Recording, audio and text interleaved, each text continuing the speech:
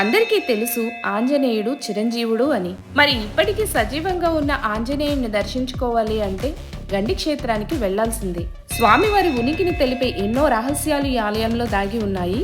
త్రేతాయుగంలో శ్రీరాముల వారు ఒక రాతి బండ మీద తన బాణం మొనతో ఆంజనేయ స్వామి వారి రూపాన్ని చెక్కడం జరిగింది. రాహుకాలం రావడంతో కాలి చిటికెన వేలు అనేది చెక్కలేదు. తరువాతి కాలంలో ఒక శిల్పకారుడు ఆ రూపాన్ని శిల్పంలాగా చెక్కే ప్రయత్నంలో చిటికెన వేలు ప్రదేశంలో రక్తస్రావం జరిగింది. స్వామివారి పాదం నుంచి రక్తం కారడం గమనించిన శిల్పకారుడు భయపడి చిటికెన వేలు లేకుండానే హనుమంతుల వారి విగ్రహాన్ని పూర్తి చేయడం జరిగింది. అంటే ఈ ఆలయంలో స్వామి వారికి చిటికెన వేలు అనేది ఉండదు.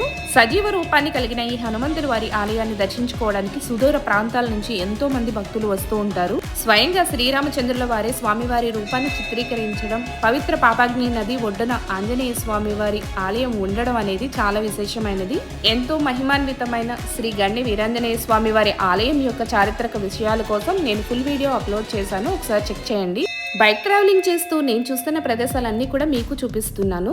వీడియోలు ఎలా ఉన్నాయో కామెంట్ ద్వారా తెలియచేయగలరు. వీడియో నచ్చితే లైక్ చేసి ఛానల్ని సబ్స్క్రైబ్ చేసుకోండి.